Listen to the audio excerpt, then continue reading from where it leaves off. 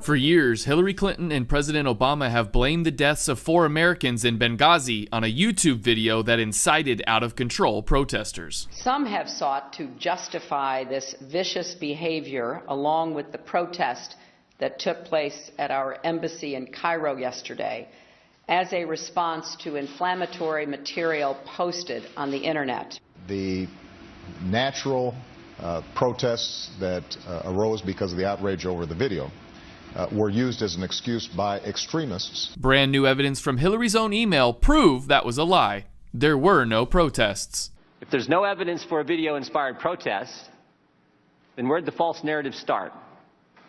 It started with you, Madam Secretary. But what troubles me more is I think you knew the truth. Within 24 hours, you had a conversation with the Egyptian Prime Minister. You told him this: we know the attack in Libya had nothing to do with the film. It was a planned attack, not a protest. Let me read that one more time. We know, not we think, not it might be, we know the attack in Libya had nothing to do with the film. It was a planned attack, not a protest. State Department experts knew the truth. You knew the truth, but that's not what the American people got. Kelly then voiced what millions of Americans feel towards Mrs. Clinton and the administration. This is what drives people crazy. It drives them crazy. You know, why not just come out and lay it out? This is what makes people distrust not just these politicians, but Washington, but the administration, but anybody who even raises their hand and testifies under oath, believing you're not being straight with me. Hillary Clinton is now known as the Butcher of Benghazi after the release of the scathing report, Breach of Duty, Hillary Clinton, and Catastrophic Failure in Benghazi. The report lays the murder of Chris Stevens, Sean Smith, Ty Woods, and Glenn Doherty directly at the feet of Hillary Clinton. According to the report by the group Special Ops OPSEC, there were hundreds of cables sent to the State Department and Hillary Clinton directly, describing how al-Qaeda-linked militias continually roamed the area around the Benghazi consulate. That Clinton knew the area was dangerous, knew that Chris Stevens had requested more security, and Hillary Clinton had not only refused, but had cut what little security the consulate had. Moreover, according to the OPSEC report, on the night of the attack, September 11, 2012, a Special Forces State Department Foreign Emergency Support Team engaged specifically when a consulate comes under terrorist attack had been deployed but was told to stand down by the State Department under the direction of Hillary Clinton. This is in addition to the stand-down order given to Special Operations Command AFRICOM Commander Lieutenant Colonel Gibson. Gibson and his team of Special Forces were in the process of boarding a C-130 from Tripoli to Benghazi when a call came in from AFRICOM to stand down. This was revealed in a congressional testimony by State Department's Deputy Chief of Mission, Gregory Hicks. According to experts, this stand-down order from AFRICOM that has authority over the entire African continent could only have come from the President of the United States, Barack Hussein Obama. It also appears AFRICOM, formerly headed by General Carter Ham, rebuffed Obama's stand-down order and was relieved of command within minutes.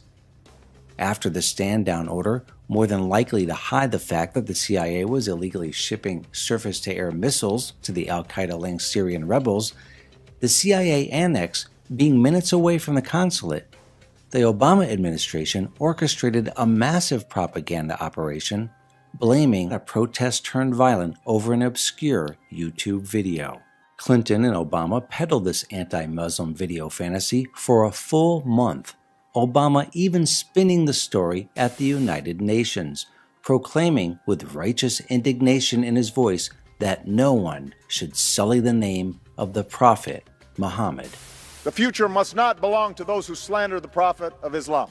It was later revealed that Obama and Clinton lied about the video being behind the attack on the Benghazi consulate, that it was the al-Qaeda-linked group Ansar al-Sharia, the same group that was identified in an email that went directly to the White House Situation Room within minutes of the attack.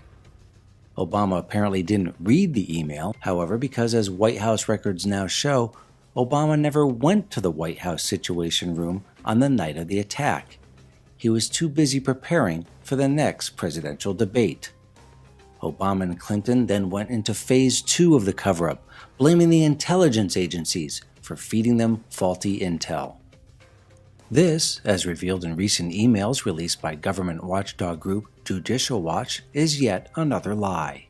According to the emails, Clinton and the rest of the Obama administration were feverishly working to cover up the fact that al-Qaeda had attacked our embassy, feverishly trying to prevent Obama's re-election campaign from imploding, feverishly trying to create a lie big enough that the entire American public would fall for.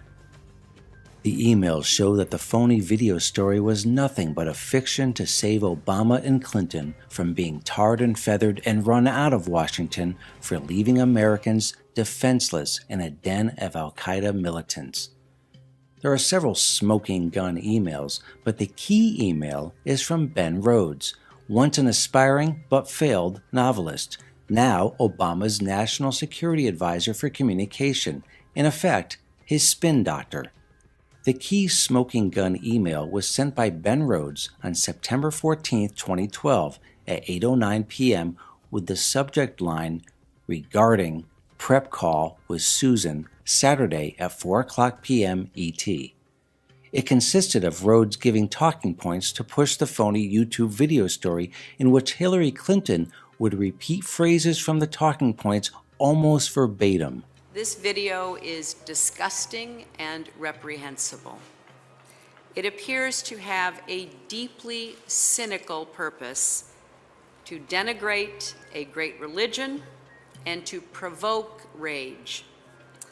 But as I said yesterday, there is no justification, none at all, for responding to this video with violence. Susan Rice, as per Rhodes' email, was prepped to go on 5 Sunday talk shows, ABC, CBS, NBC, Fox News, and CNN, to lie to the American people, leaving out the fact that an al-Qaeda-linked group had attacked our consulate.